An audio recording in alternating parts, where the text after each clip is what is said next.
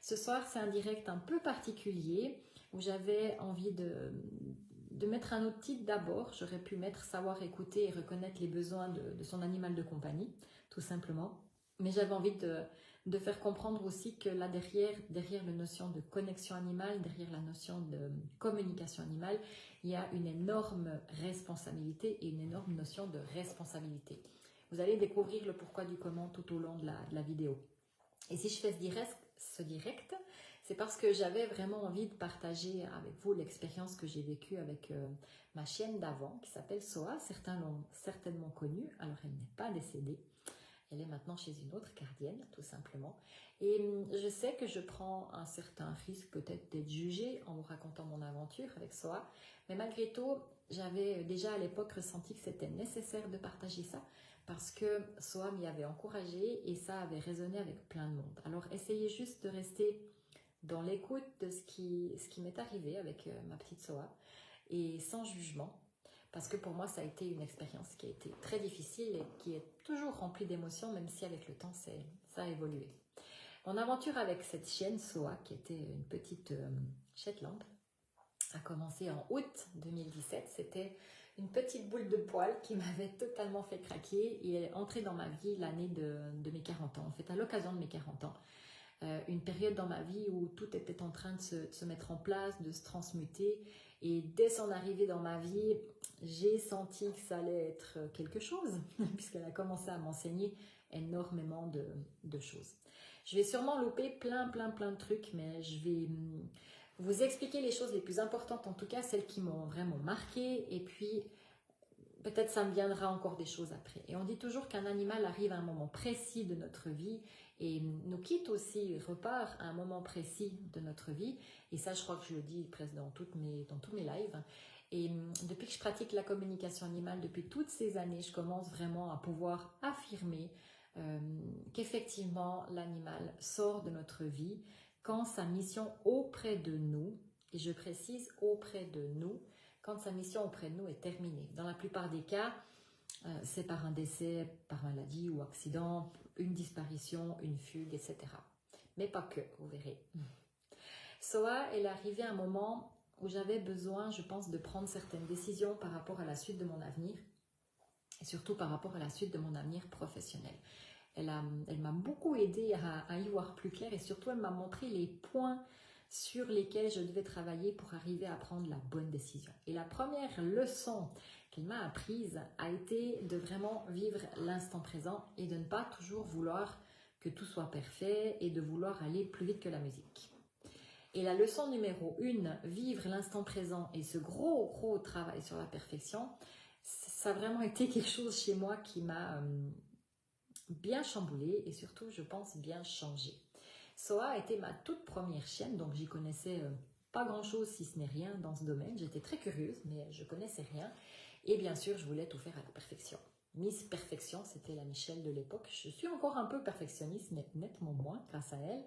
Je voulais tout faire. Les cours d'éducation, j'ai suivi les conseils à la lettre. Et bien évidemment, quand c'est nouveau, on demande des conseils à tout va. Et on essaye de prendre en compte tout ce qu'on nous donne et de tout condenser et de tout faire. Et j'étais tellement à cheval sur ces conseils qu'on me donnait que j'en oubliais le principal. Faire les choses selon mon ressenti et selon mon cœur. Donc je ne me rendais même pas compte que je voulais que Soa soit la petite chienne parfaite. Et ça, dès les premières semaines, entre autres, concernant la propreté. Et je me souviens d'un soir où elle s'était endormie genre vers 21h. Et vers 23h, quand j'ai voulu aller me coucher, je me dis merde, zut. Ouais, si elle ne ressort pas encore une fois, elle va pas faire son dernier pipi, et puis elle va me réveiller au milieu de la nuit pour sortir, ou bien alors elle va en profiter pour faire dedans sans que je le voie. Et ça m'embêtait. Miss Perfection voulait que sa chienne soit parfaite. Donc, je me suis mise en tête de la réveiller, et puis d'aller faire ce dernier pipi avant de dormir. Sauf qu'elle n'était pas vraiment motivée. Mais bref, après moult tentatives de lui enfiler la laisse et tout ça, elle m'a suivie, à moitié endormie, et puis on est allé en bas de l'immeuble, il y avait un pré, pour que mademoiselle puisse faire son pipi. Et elle a vraiment pris son temps. Vraiment, quand je vous dis qu'elle a pris son temps, elle a pris son temps, hein, avant de daigner faire ce fameux pipi du soir. Toute contente, moi je retourne à l'intérieur et puis je vais me coucher en me disant cool, oh, je vais pouvoir passer une bonne nuit. Sauf que, à 3 heures du mat, j'entends Soa qui chouine et je me dis zut, il faut quand même que je me relève. En plus, il pleuvait. Donc, il a fallu que je me rhabille, que je mette le kawaii, le parapluie, que je lui mette son petit manteau. Bref, ça me prend un petit moment. J'étais bien réveillée, hein, je vous assure. On sort. Et là, elle s'assoit dans l'herbe et elle me fixe. Et là, j'entends « Ah, tu vois ce que ça fait de te faire réveiller en pleine nuit? Bah, tu sais quoi? J'ai pas besoin de faire pipi. » Et là, je vous avoue que j'ai déjà pris une sacrée claque. Parce que je me suis dit « Ok. » Alors, j'ai ri. Et j'ai compris qu'en fait, ça servait à rien de tout vouloir faire parfaitement bien avec elle. Qu'il fallait simplement aussi se laisser porter par le courant et faire les choses comme elles viennent. En l'occurrence, là, elle dormait. Qu'est-ce qui m'a pris de vouloir absolument la réveiller? Au final, elle m'a quand même réveillée. Donc, j'aurais pu la laisser dormir et si ça se trouve, peut-être qu'elle aurait dormi d'une traite jusqu'au lendemain. Enfin, peu importe. Finalement, si tout n'était pas parfait, avec le temps, Soa m'a montré un grand nombre de fois qu'elle était parfaite dans son imperfection, en fait. Tout comme nous, les humains. C'était la petite chienne parfaite qu'il me fallait, mais pas dans la perfection que j'aurais souhaité, en fait. Et on ne doit pas être parfait, nous les humains. On est fait de parfaites imperfections. Et c'est ça qui fait de nous des humains, c'est ça qui fait le charme de chacun. Le parfait, ça n'existe pas. Oui, dans les tubes rouges ou jaunes, vous savez, ça existe hein, pour ceux qui connaissent le parfait. Mais chez les humains, chez les animaux, le parfait, ça n'existe pas. Et Soa savait me montrer tout ça. Elle voulait me montrer que je ne devais pas attendre que mes plans soient parfaits pour passer à l'action. On m'excusez s'il y a du bruit, des voisins qui emménagent depuis à peu près 3 semaines. Donc elle me disait, attends pas que ce soit parfait pour passer à l'action. Elle me montrait qu'il fallait réfléchir, oui, mais elle me montrait que si j'attendais trop pour que ce soit parfait, ben, je franchirais jamais le cap. Elle me montrait qu'il y avait plein de ces attitudes qui voulaient simplement me faire comprendre que c'était l'instant présent qui compte. C'est là qu'on agit, c'est là qu'on vit. On vit que l'instant présent. Et chaque instant, il est parfait. C'est toujours le bon moment pour prendre des décisions, en fait. Et vraiment, ça, elle est venue me le montrer. Et par la suite, Soa est venue aussi jouer un tas de mémoires chez moi qui me concernaient par rapport au désir d'avoir des enfants ou de pas en avoir. Ceux qui me connaissent, ils savent que j'en ai pas voulu. Même si aujourd'hui, à 45 ans, ce choix génère de moins en moins de questions dans mon entourage, mais il fut un temps, franchement, où ça revenait souvent sur le tapis. Et je vous avoue, ben, parfois, c'est un peu... J'en avais un petit peu marre d'expliquer les raisons qui ont fait que je n'ai pas voulu d'enfant. D'ailleurs, un truc qui est rigolo, hein, quand quelqu'un vous dit qu'il ne veut pas d'enfant, on lui demande toujours, mais pourquoi hein? Souvent, on demande ça. Mais par contre, quand quelqu'un vous dit qu'il a des enfants, est-ce qu'on lui demande pourquoi il en a voulu? Ben non. Alors pourquoi les gens qui n'ont pas d'enfants, ou qui n'en veulent pas, ou qui n'en ont pas eu, doivent toujours se justifier? Et c'est pénible parfois, quoi. Et Soa, c'est pas ça la question, mais Soa, elle est venue vraiment travailler un truc là-dessus chez moi, parce qu'elle a aussi eu un problème avec ses chaleurs. J'avais pas de problème avec mes chaleurs, hein. Mais elle avait un problème en lien avec tout ça, donc ses chaleurs ne venaient pas. C'était jamais très clair, et puis ça m'a conduit à faire une communication avec elle, pour savoir aussi si elle voulait ou non être maman, ou si elle préférait être stérilisée finalement. Et puis, lors de cette communication, Soa, elle m'explique que de toute façon, son corps lui laissait pas le choix en fait. Et elle me dit que je comprendrais, et qu'elle était OK pour être stérilisée. Je me suis dit, bon, ben d'accord. Et quand on a fait la stérilisation, on a failli la perdre parce qu'elle a fait une grosse hémorragie. Donc on a découvert qu'elle avait une petite partie d'hémophilie, mais léger. Et j'ai franchement bien cru qu'elle allait y rester, qu'on a eu vraiment très peur. Et le vétérinaire m'a expliqué qu'il avait en fait du tout enlevé parce que ses ovaires n'étaient pas développés correctement, ce qui fait qu'elle n'arrivait pas à faire ses chaleurs. Et une n'était pas développée et l'autre, elle était complètement calcifiée ou atrophiée, si vous voulez. Donc de toute façon, même si elle avait voulu des petits, ben, ma foi, elle n'aurait pas pu en avoir. Et c'est là que j'ai compris ce qu'elle avait voulu me dire. Elle ressentait déjà que dans son corps, les choses ne se permettaient pas en fait pour se mettre en place. Et suite à cette stérilisation, ma Soa, elle a mis des semaines à s'en remettre, vraiment des semaines, plus mentalement que physiquement en fait. J'ai vraiment ressenti qu'elle devait encaisser et accepter le fait, même si elle le savait, hein, mais elle devait accepter qu'elle n'aurait pas de bébé. Et ce qu'elle a vécu m'a permis de vraiment prendre conscience en fait de mon positionnement par rapport au fait d'avoir choisi de ne pas avoir des enfants. Parce que malgré que mon choix était très clair, et ça depuis l'âge de mes 20 ans, il y a toujours une part de moi qui, je crois, se sentait un peu comme coupable de ne pas en vouloir. Parce que la société veut que, passer un certain âge, blablabla, bla. Enfin bref, chacun ses convictions, chacun ses désirs, mais j'avais des amis autour de moi qui auraient tout donné en fait pour qu'elles aient tout ce qu'elles avaient pour avoir des enfants, elles n'y arrivaient pas. Et puis moi, j'en voulais pas, alors que tout fonctionnait bien chez moi, que j'aurais pu en avoir. Donc on se sent presque coupable de ne pas en vouloir quand on a dans son entourage des gens qui essayent vainement depuis 7 ans, 10 ans d'avoir des enfants et t'oses même pas leur dire en fait que toi t'en veux pas, t'oses pas leur dire pourquoi, parce que ça met en porte-à-faux leurs convictions avec les nôtres. Et ça m'a vraiment, par ce travail-là, permis d'accepter pleinement ce choix, sans me sentir coupable. Et ça m'a aussi permis de comprendre que tout ce que traversent les gens qui en veulent, mais qui ne peuvent pas. Et ça m'a permis de nettoyer une mémoire de culpabilité énorme. Et cette mémoire de culpabilité, elle m'envahissait souvent. Quand je prenais du temps pour moi, je culpabilisais beaucoup de ne pas travailler. Vous voyez, une blessure en amène une autre. L'histoire des enfants, l'histoire de cette culpabilité ou se sentir coupable de ne pas en vouloir face à d'autres, et ça enchaînait surtout un travail chez moi avec la culpabilité. La culpabilité de prendre du temps pour soi. La culpabilité de ne pas forcément travailler comme les autres. Et une fois que j'ai pu être libérée de toute cette culpabilité, j'ai enfin pu réellement profiter des moments de repos, sans me dire que je devrais normalement être en train de bosser ou de faire quelque chose ou d'être plus productive. J'arrivais enfin à profiter de l'instant présent et à savourer ces moments où j'avais choisi finalement de prendre ce temps pour moi. Début 2019, c'était juste tout au début que je me suis mise à mon compte. Et Soa a été aussi d'une grande aide là, parce que justement, comme je vous l'ai dit, elle me disait, n'attends pas que ton projet soit parfait pour démarrer. Lance-toi et puis ça se mettra en place au fur et à mesure. Et début 2019, Soa, elle me réclame de la compagnie. Je dis, ok, mais tu veux quoi? Un autre chien, un chat? Et elle me montre un deuxième chien. Je dis, mais t'es sûre? Et oui, elle voulait vraiment quelqu'un avec qui s'amuser quand moi je travaille dans mon bureau. C'est ce qu'elle m'avait dit. Et puis elle me dit, maintenant que tu travailles à la maison, ben, tu as plus de temps pour avoir 2 chiens. Je dis, bon, ben, ok. Donc je n'étais pas forcément très très chaude. Et c'est là qu'est arrivée Eliane dans ma vie. Donc ça, je vous l'avais déjà raconté dans le direct sur le thème de Est-ce qu'un animal nous choisit? Donc ceux qui n'ont pas entendu l'histoire pouvaient la réécouter sur ce replay-là. Donc en mars 2019, Eliane est arrivée dans ma vie. Et franchement, les deux se sont entendus à merveille. Il n'y a jamais eu une bagarre, il n'y a jamais eu de dispute, toujours des super séances de jeu. Vraiment, tout va pour le mieux entre eux au départ. Et Soa commence à manifester des choses bizarres.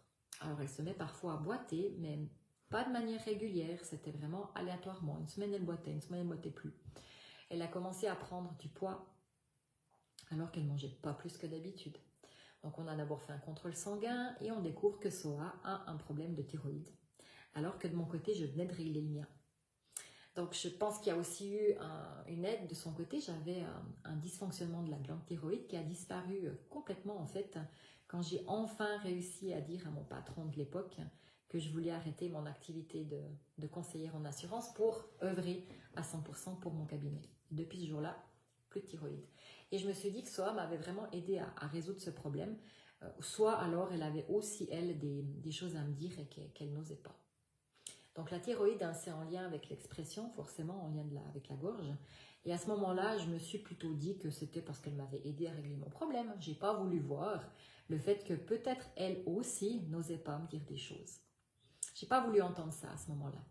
Donc, on a réglé son problème de thyroïde avec l'aide du vétérinaire, mais Soa continuait à prendre du poids et au fil des mois, elle a commencé à boiter de plus en plus. Elle me montrait, mais vraiment clairement, qu'elle essayait par sa prise de poids de prendre davantage de place, surtout. Elle me disait se sentir petite par rapport à Eliane. Alors, je suis d'accord, Eliane, c'est un lévrier, ça pèse 30 kilos, mais elle ne montrait pas qu'Eliane prenait beaucoup de place dans la matière, mais elle me montrait que c'était énergétiquement parlant. C'est comme si Eliane avait pris sa place de chien thérapeute dans le foyer. Et fin 2019, juste peu après qu'on ait déménagé dans notre maison au Jura, elle commence à changer de comportement. Elle devient de plus en plus gardienne des lieux.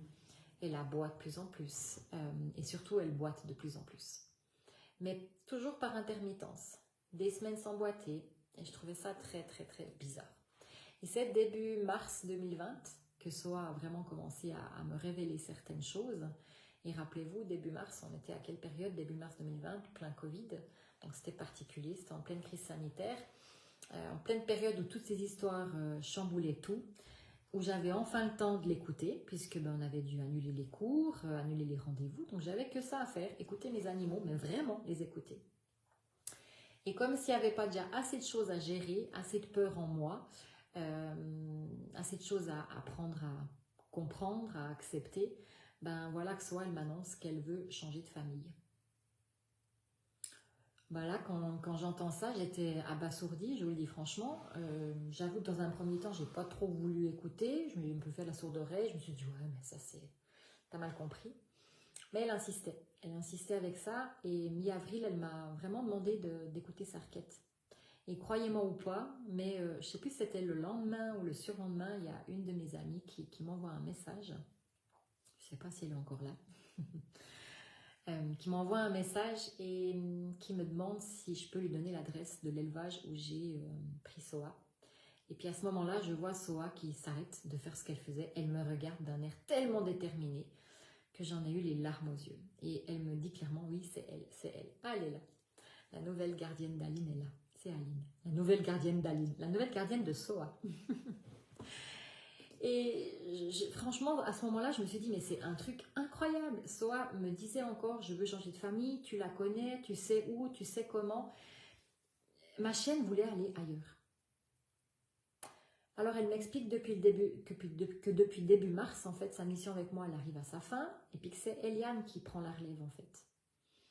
Mais je lui ai dit, mais c'est toi qui as voulu Eliane. Je lui ai expliqué, j'ai dit, t'es pas cool, parce que t'as voulu Eliane, et puis maintenant, tu me dis que tu veux partir à un endroit où il n'y a pas d'autres chiens. Alors, je comprends pas trop. Et elle m'explique que tout ça, c'était prévu, en fait. Qu'elle savait qu'elle n'allait pas être très, très longtemps avec moi. Mais qu'elle voulait pas que je reste seule après son départ. Donc, elle avait organisé de ne pas me laisser seule. Ça a été dur à digérer, croyez-moi. SOA, ma première chienne, qui en 3 ans a traversé tellement de changements avec moi, la mascotte de mon site internet, qu'il est resté d'ailleurs, par honneur pour elle, et ma chienne qui veut changer de vie. Alors remarquez, moi j'avais déjà changé la mienne drastiquement, quelque part elle a voulu suivre le pas. Et là j'avais 2 solutions en fait face à ça. Soit je continue à faire la sourde oreille, et continue à croire que j'avais mal compris, soit je devais accepter la situation avec tout ce que ça impliquait, quoi. Alors on en a parlé avec Aline, je pense très longuement, tu te rappelles Aline? On cherchait justement à trouver la meilleure solution et Aline voulait adopter un Shetland en fait. Et quand elle m'a appelé, je lui ai dit, ben écoute, je te propose qu'on discute du cas de SOA, parce que figure-toi que SOA veut changer de famille. Et j'entends encore Aline qui me dit, non mais tu parles sérieusement, enfin ne plaisante pas avec ça. Puis j'ai dit, mais non, je plaisante pas Aline, il faut qu'on en parle. Et on en a parlé, je lui ai expliqué, et je lui ai dit, mais écoute, prends-la quelques jours en vacances. Puis comme ça, SOA elle peut se rendre compte du lieu, de votre énergie, etc. Et j'explique à SOA que j'ai bien entendu sa demande en fait, mais que je lui propose de faire un essai afin qu'elle puisse vraiment se positionner en fonction de la réalité et en toute connaissance de cause. Et SOA, elle allait plusieurs fois chez Aline en fait, et je me souviens d'une des fois où je suis allée la rechercher, j'étais allée avec Eliane la rechercher, et quand je suis arrivée, alors elle a dit bonjour à Eliane, mais elle ne m'a pas trop calculé. Et elle me montrait comme si elle obéissait très très bien aux ordres d'Aline, enfin aux ordres on se comprend, aux demandes d'Aline, et puis de son chéri. Et puis quand Aline est allée chercher les petites affaires de SOA, ben SOA, elle a clairement montré qu'elle n'avait pas trop envie d'entrer avec moi. Et quand je l'ai mise dans la voiture, c'était affreux. Elle regardait avec Aline avec des yeux tellement tristes. Mais sur le moment, ça m'avait fendu le cœur. Je crois que j'ai pleuré toute la route du retour, quoi. Et je me suis dit, ben tu vois, elle est vraiment en train de montrer qu'elle a fait son choix. C'est chez elle qu'elle veut aller. Et en arrivant à la maison, je lui ai dit qu'elle devait se sentir totalement libre de son choix, qu'elle avait le droit aussi de changer d'avis et que nous, on fera par rapport à ce qu'elle veut pour être heureuse. Elle m'explique que chez eux, en fait chez Aline et son chéri, elle se sent bien, elle se sent utile, qu'elle se sent en fait rassurée parce qu'elle n'a pas besoin de garder la maison. Parce que Nicolas, le chéri d'Aline, est là pour les protéger. Et moi, j'avais pas d'homme dans la maison à ce moment-là, donc c'était Soa qui avait pris ce rôle. Et c'est ce qu'elle me disait, hein. Chez toi, c'est comme si Eliane ne fait pas son job et c'est moi qui dois faire la gardienne, ça me met beaucoup de pression. C'est ce qu'elle avait comme pression. Et entre-temps, on a découvert pourquoi Soa boitait. Elle avait une dysplasie au coude avant gauche, ce qui est d'une part très rare à l'avant et encore moins sur cette race-là. Et ça a nécessité une opération. Et vu comme c'était passé la stérilisation, moi j'avais surtout très peur que Soa fasse une hémorragie. Donc voilà, j'étais pas tranquille. Mais je la sentais, elle, hyper sereine par rapport à ça. Je lui ai également fait un soin naïf pour mettre vraiment toutes les chances de notre côté. J'avais fait appel à un ami qui coupe le sang. Donc on avait averti les vétérinaires, ils étaient prêts. Donc tout était prêt. Et début juin, juste avant l'opération de Soa, j'ai demandé une communication à la personne qui m'a appris en fait la communication animale parce que j'avais vraiment besoin de confirmer ces informations. C'est déjà assez dur à entendre, mais je voulais vraiment qu'une autre personne confirme que j'étais juste. Parfois, on a besoin, même quand on est professionnel, besoin de demander un avis. Je voulais savoir quoi faire dans le cas où son coude n'était pas opérable en fait. Parce qu'avant d'opérer, il y a un scanner qui devait être fait pour savoir si ça valait la peine d'opérer ou non. Et je voulais être sûre que Soa veuille passer par là. Et Sandra, donc cette personne, m'a confirmé que tout ce que j'avais reçu était totalement correct par rapport à son envie de changer de famille. Elle m'a aussi dit qu'elle la sentait super sereine par rapport à la suite, par rapport à cette opération. Elle l'a sentie vraiment en confiance et elle lui a dit qu'elle allait être écoutée en fait. Et elle me confirme que Soa, elle a encore une autre mission sur Terre. Et que sa vie sur Terre, ben, elle n'est pas finie. C'était pas une mission générale terminée, c'était clairement, elle lui a vraiment confirmé que la mission était finie avec moi. Mais elle lui a aussi expliqué qu'en fait, elle ne se sentait plus à sa place avec moi et avec Eliane. Et parce que c'est Eliane qui voulait interagir dans les soins. Et chez moi, c'est vraiment Eliane qui a pris cette place. Elle a aussi expliqué qu'elle avait envie de donner plus et puis que chez moi, c'était plus possible en fait. C'est comme si elle avait fait le tour. Elle a aussi dit à Sandra que derrière le problème du coude, j'avais aussi un message à prendre par rapport à l'équilibre. L'équilibre entre donner et recevoir, entre le féminin et le masculin, de ne pas recommencer comme avant, elle me disait. Alors moi, ça me parle, hein, je ne vais pas tout vous donner de détails. Et j'avais mis en place déjà beaucoup de choses de ce côté-là depuis l'été 2019, mais je m'étais dit que cette histoire d'équilibre, c'était OK pourtant. Et je ne comprenais pas pourquoi elle parlait encore de ça. Mais j'ai compris la semaine d'après. Tout ce que m'a transmis Sandra, elle m'a permis de valider ce que j'avais reçu. Et on est parti le lendemain au Tirspital, en toute confiance, pour cette opération. Normalement, la clinique vétérinaire, elle était réservée, elle devait avoir réservé un scanner et une opération pour Soa. C'était vraiment le grand jour. C'était les deux qui étaient prévus. Donc pour moi, j'étais au clair que Soa se faisait opérer ce jour-là. On arrive à Berne. Et puis Soa, qui déteste les vétérinaires, alors elle a vraiment attendu sagement, en dormant, plus d'une heure avant qu'on vienne s'occuper de nous et nous dire que c'était le temps de l'ausculter et qu'elle reviendrait vers moi pour me dire ce qu'il en est. Et puis je lui dis, mais attendez, on est là pour une opération. Enfin, je sais pas, il n'y a pas un scan qui est prévu, il n'y a pas une opération aujourd'hui. Et puis elle me dit, ah non, il n'y a rien de prévu, c'est juste une auscultation. Et là, mais j'ai pété un plomb. Et j'ai vraiment pété un plomb et ça faisait plus d'1 mois qu'on attendait cette date avec Soa, qu'on attendait ce rendez-vous. Soa, elle sortait en balade en poussette parce que ça n'allait plus du tout. Donc je lui explique tout ça, j'ai dit non mais attendez, on m'a confirmé que c'était aujourd'hui, la clinique du Jura a réservé ça et vous me dites qu'il n'y a rien qui est prévu. J'ai dit mais c'est un sketch quoi. Et là je me suis fait entendre.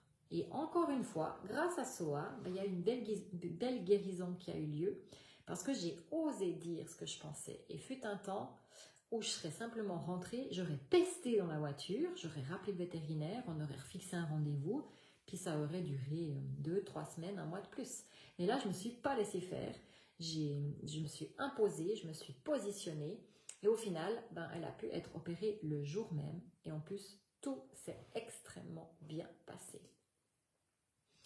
C'était prévu que Soa fasse sa récupération 2 semaines chez Aline, Comme ça, elle n'avait pas de tentation de jouer avec Eliane, de grimper et descendre les escaliers, parce que j'avais pas mal d'escaliers chez moi. Elle devait être au repos strict. Donc on est rentré à la maison et puis Aline est venue la chercher un petit peu plus tard. Et c'était drôle parce que je sentais que Soa, elle attendait patiemment. Mais quand elle a vu Aline, oh mon Dieu, c'était la fête. Vraiment, et je vous dis que ça m'a fait mal au cœur de voir ma chienne autant contente de voir quelqu'un d'autre, mais en même temps, il y avait une part de moi qui était heureuse. Mais je ne la laissais pas trop s'exprimer. C'était d'abord plus la douleur et la tristesse. Soa, elle savait qu'elle allait chez Aline pour 2 semaines, puis finalement, quelques jours après, elle me contacte, donc Soa, et elle me demande, c'est quand que je reste pour toujours chez Aline? Je demande ça parce que les séparations, c'est de plus en plus difficile pour tout le monde. Et c'est vrai que c'était la ramener chez moi, la reprendre chez Aline. C'était autant difficile pour Aline, j'imagine, de la laisser revenir chez moi. Et chaque fois qu'elle repartait chez Aline, c'était un déchirement pour moi. Du coup, on en a parlé avec Aline, puis on a convenu que Soa restait chez eux jusqu'à fin août et qu'on ferait le bilan de la situation à ce moment-là.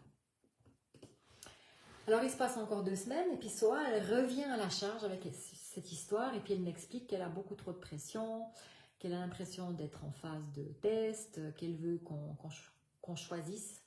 Elle veut vraiment qu'on se positionne et puis c'était un peu compliqué pour elle d'être dans cette attente. Elle me dit aussi que je vais devoir revoir ce que je pensais demander pour l'adoption. Parce qu'elle me dit, tu ne peux pas terminer notre relation en recommençant à faire faux avec l'équilibre donner et recevoir, alors que tu avais tout bien compris jusqu'à maintenant. Et c'est là que c'est revenu cette histoire d'équilibre. Je pensais que c'était que dans l'amitié, dans le couple, mais non, il y avait autre chose. Et je lui demande d'être plus précise, puis elle me dit, mais je comprends bien que tu ne veux pas monnayer mon adoption, mais comprends aussi que j'ai une valeur en tant qu'être vivant et que ce ne serait pas juste et équilibré de me donner sans rien en retour. Et elle me dit que de nouveau, je donne beaucoup trop. Et elle me demande de mettre de la valeur sur qui elle est et de demander quelque chose pour son adoption. Et pour moi, ça a été très difficile. Ça m'a demandé beaucoup de courage parce que je pensais pas du tout demander quelque chose pour soi et on a trouvé un super deal avec Aline. Elle m'a fait un bon pour sa boutique. Enfin, au final, tout le monde a été gagnant. Il y a eu un super équilibre. Et vraiment, Soa m'a aussi remercié d'avoir eu le courage d'écouter sa requête. Elle me dit que si j'avais pas voulu entendre son besoin de changer de famille et son désir profond de changer de famille, bien elle aurait saisi l'occasion de l'opération pour s'en aller. Parce qu'avec moi, sa mission, elle était terminée. Elle n'aurait pas voulu rester sur Terre, elle n'aurait pas vu l'utilité de continuer avec moi. Sa mission continuait, mais pas auprès de moi. Elle m'explique que tout s'est bien passé parce que j'avais pris ces messages qu'il y avait à prendre. Tout s'est bien déroulé parce qu'elle savait que sa mission sur Terre auprès de moi, elle était finie, mais qu'elle allait par après pouvoir continuer son autre mission avec Aline. Et puis ça lui réjouissait le cœur. Elle m'explique que je ne dois pas culpabiliser, qu'elle est reconnaissante, que j'ai trouvé la force de la laisser partir ailleurs. Elle me dit que c'est le plus bel acte d'amour que j'ai pu lui faire. Ouais, quand j'en parle comme ça, je me dis que waouh, c'était un sacré challenge, mais je peux vous dire que d'en parler, c'est une chose. Hein. Mais quand on doit mettre les actes en place dans la matière, c'est encore autre chose. Parce qu'il fallait transmettre tout ce message à Aline, afin qu'elle puisse se positionner, afin qu'elle puisse décider si elle gardait Soa ou pas, définitivement, si elle était OK avec ce que j'allais lui demander. Donc, tout ça, c'était pour que Soa soit sereine. Alors, j'ai pris mon courage à 2 mains et je lui ai expliqué la situation. Il y a une part de moi qui espérait que la requête de Soa soit entendue.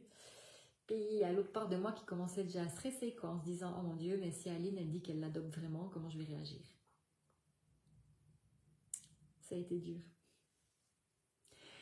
Et Nicolas et Aline, je m'excuse, c'est toujours dur.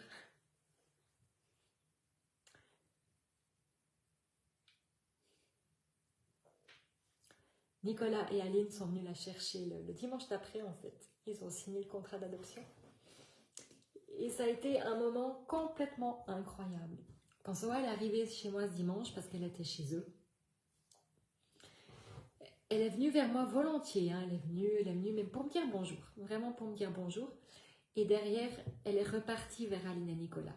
Elle me montrait clairement que c'était juste, que c'était la bonne décision. Et c'est ce qu'elle voulait. C'est vraiment ce qu'elle voulait. Et au moment de se dire au revoir, les émotions se faisaient fortes. Aline et moi, on était au bord des larmes. Et je voulais faire mon au revoir à soi, bien évidemment. Mais je ne voulais pas spécialement fondre en larmes là maintenant tout de suite. Et Soa, elle a vraiment senti que c'était trop pour moi. Et à un moment donné, on a craqué. Je crois que tout le monde pleurait. Et elle s'est dit que, vu que j'avais déjà craqué, vu que les larmes coulaient déjà, bon, elle pouvait me faire un petit bisou. Donc elle est venue me faire vraiment un gros câlin à ce moment-là. Mais tant qu'on était dans la retenue, Soa a aussi eu cette délicatesse de garder une certaine distance, en sentant que pour moi c'était hyper difficile. Elle a eu cette délicatesse en fait de prendre cette distance-là. Mais vraiment, quand elle a senti que c'était trop tard, qu'on pleurait, elle s'est dit, bon, ben, puisque de toute façon elle pleure déjà, je risque plus rien de lui faire un gros câlin. Donc ça a été assez incroyable. Soa, c'est une chienne exceptionnelle, vraiment. Elle sait ce qu'elle se veut et c'est une formidable enseignante. Elle est incroyable. Elle a été très très importante et c'était important pour elle que sa volonté soit écoutée. Je vous assure que c'est une décision qui a été hyper difficile à prendre, mais c'est une décision que je suis très fière d'avoir prise. J'aurais pu faire l'égoïste et ne pas vouloir écouter ou faire semblant de ne pas entendre, mais si j'avais fait ça, d'une part, Soa, elle n'aurait pas fait le bonheur d'Aline et Nicolas, mais surtout, elle aurait fini par être malheureuse. Et comme elle m'a dit, si j'avais pas écouté sa demande, elle aurait vraiment saisi l'occasion pour s'en aller lors de son opération. Alors peut-être que certaines personnes, et je vous dis, je l'ai entendu, c'est pas une chose que j'invente, pour certaines personnes, j'ai été une mauvaise gardienne. On m'a dit, tu as voulu te débarrasser de ta chienne. Alors, j'ai laissé les gens libres de ce qu'ils ont pensé, mais sur le moment, c'est quand même blessant. Et quand on est interprète animalière, la chose que l'on ne peut pas se permettre de faire, c'est de ne pas écouter son animal. Écouter ce que les animaux ont à dire, c'est mon métier maintenant. Je fais ça à plein temps, c'est vraiment mon métier. Alors je serais assez mal placée pour dire que je ne veux pas entendre ce que les miens ont à me dire. Et je vous assure que j'ai douté quand j'ai reçu ça. J'ai vraiment douté. Comme à chaque fois, quand je fais un compte rendu, je doute. Mais c'est pour ça que j'ai demandé une confirmation à une autre interprète parce que je voulais être sûre d'avoir bien compris. J'ai mis du temps pour accepter et digérer, mais ça me réchauffe tellement le cœur de savoir que Soa, elle est en de très très très bonnes mains et je sais qu'elle est la plus heureuse avec Aline et Nicolas. Elle a déjà commencé son enseignement avec eux depuis le début. Il y a plein de choses qui se sont clairement posées et Soa, elle est devenue complètement différente. C'est pas du tout la même chienne avec eux qu'avec moi. Et si je vous raconte mon histoire, c'est parce que je suis sûre que je ne suis pas la seule à qui c'est arrivé. En Suisse, c'est peut-être moins courant qu'un chien change de famille, de par sa volonté, mais je vous donne un exemple. En Norvège, ça se produit très souvent. J'ai une amie, Olivia, qui habite là-bas. Elle a souvent des chiens qui lui disent, elle fait aussi de la communication animale, elle a souvent des chiens qui lui disent vouloir aller ailleurs. Et elle recueille aussi des chiens qui ont demandé à aller chez elle. C'est quelque chose qui leur arrive souvent et chez eux, c'est pas mal perçu pour autant. Mais chez nous, je ne sais pas pourquoi, c'est mal vu. C'est comme si on abandonne notre animal, mais on ne l'abandonne pas. Si ça ne va plus avec la personne, on lui trouve un autre espace, un autre endroit où il puisse être heureux. Je trouve que ça ne devrait pas être mal vu. Je trouve que ce qui devrait être mal vu, c'est de ne pas écouter son animal, de ne pas écouter ses demandes, ses requêtes, de ne pas accéder à ce qu'il a besoin pour qu'il puisse s'épanouir en fait. C'est ça qui devrait être mal vu. Et depuis cette aventure avec Soa, je me pose quand même pas mal de questions. Comment ils font les animaux qui ne sont pas entendus dans de telles circonstances? Pourquoi croyez-vous que peut-être certains chats fuguent, on les retrouve, on les ramène à la maison, puis ils repartent? Les chiens, pour eux, c'est plus difficile parce qu'ils n'ont pas forcément la possibilité de fuguer à la moindre occasion. Mais il y a peut-être des choses à comprendre là derrière. Quand un animal part et qu'on doit tout le temps aller le rechercher. Si un animal devait avoir terminé sa mission avec vous et qu'il n'avait pas le moyen d'aller missionner ailleurs, Mais qu'est-ce qui se passe pour lui? Est-ce que c'est là qu'on a peut-être des animaux qui soudainement tombent malades ou en accident ou tout d'un coup partent comme ça? Je ne dis pas que c'est une généralité, hein, bien sûr, je dis simplement que ça a soulevé un certain questionnement. Peut-être que ça se produit plus de fois qu'on l'imagine en fait. Et pour pouvoir se connecter à son animal, on doit être connecté avec le cœur. Et donc si on ressent avec le cœur, on ne peut pas faire la sourde oreille. Mais on me dit parfois, ah, t'as de la chance, toi tu peux communiquer tout le temps avec tes animaux. Ah oui, c'est vrai, c'est vrai. Pouvoir se connecter à son animal, c'est une chance, mais c'est aussi une sacrée responsabilité. Cette requête particulière que Soal m'a faite, j'ai dû l'entendre, et par respect pour elle, j'ai dû accepter, et j'avais pas le droit de faire la sourde oreille. Mais je vous assure que ça a été une claque, hein.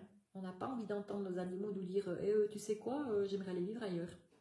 On n'a pas trop envie, on n'est pas trop prêt à ça. Mais quelques jours après son adoption, j'ai encore reçu des informations de sa part, comme si elle voulait m'aider à accepter la situation en fait.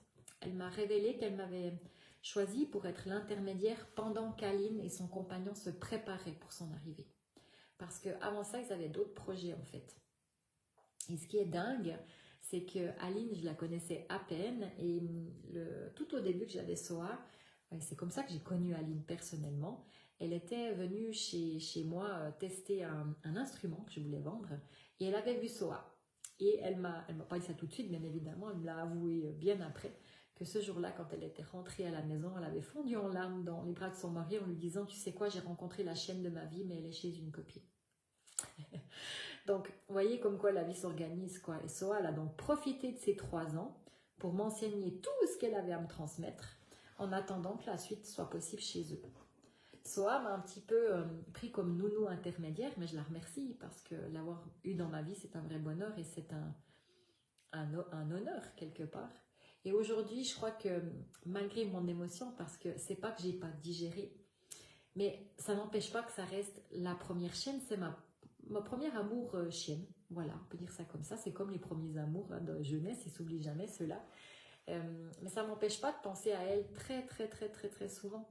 En plus, c'est la mascotte de mon site, donc chaque fois que je me connecte à mon site, je vois Soa, donc ça me rappelle tous ces merveilleux enseignements qu'elle m'a donnés. Mais je sais qu'elle est vraiment à sa place. On se revoit de temps en temps. Et c'est vrai que chaque fois qu'on se revoit, c'est des larmes, mais des larmes de joie de se retrouver parce que sa petite frimousse toute poilue, son petit nez pointu, enfin moi je craque, c'est complètement craquant.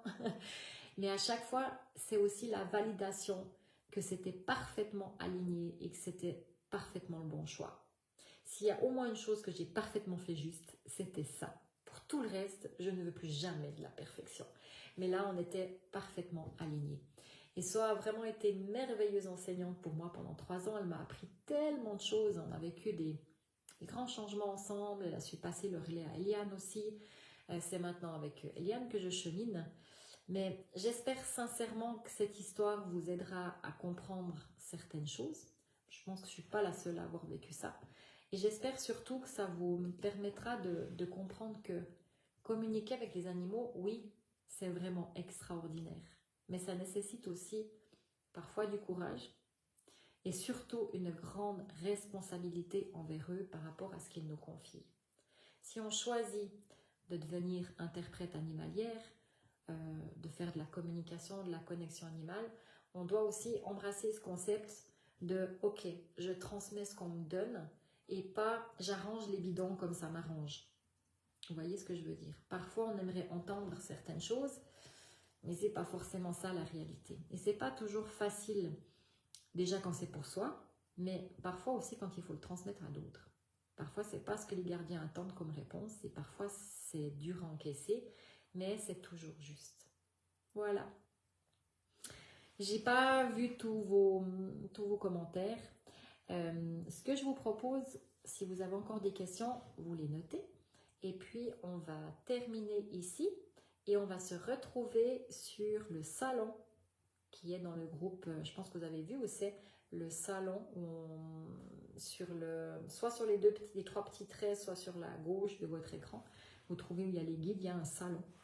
Vous cliquez pour rejoindre Et on se retrouve là pour échanger encore 10 minutes, quart d'heure si vous avez envie, pour les questions, pour ce genre de choses. Je vais juste quand même voir si ici, il y a des choses. Oui, Marielle. C'est comme le non, on doit toujours justifier un non et jamais pour un oui. C'est exactement ça. Il faut qu'on arrête de se justifier, je crois. Alors, oui, Karine qui dit que la première fois qu'elle a vu ça avec Aline, c'était une évidence. Ben, complètement, complètement. Les deux ensemble, c'est une évidence. À chaque fois qu'elle poste des photos, je trouve que ça rayonne tellement fort. Et ça c'est convaincant. C'est complètement convaincant. Oui, Aline, je suis désolée de t'avoir émotionnée. Tu prendras le replay. Aude, je suis contente que tu aies pu être là un petit moment. Eh oui. En tout cas, moi, c'est moi qui te remercie, Aline. Je te remercie aussi d'avoir été là pour prendre la relève avec Soa. Parce que c'est chez toi qu'elle voulait aller et nulle part ailleurs. Et Aline dit que Soa continue de disperser sa magie avec eux, ainsi que toutes les personnes qu'elle croise sur sa route. Mais c'est réellement une petite chaîne magique. Vraiment. Voilà. Alors, je finis le direct ici. Et pour ceux qui ont encore des questions, qui ont envie de partager, je vous retrouve dans 2 secondes dans le salon. D'accord? À toutes!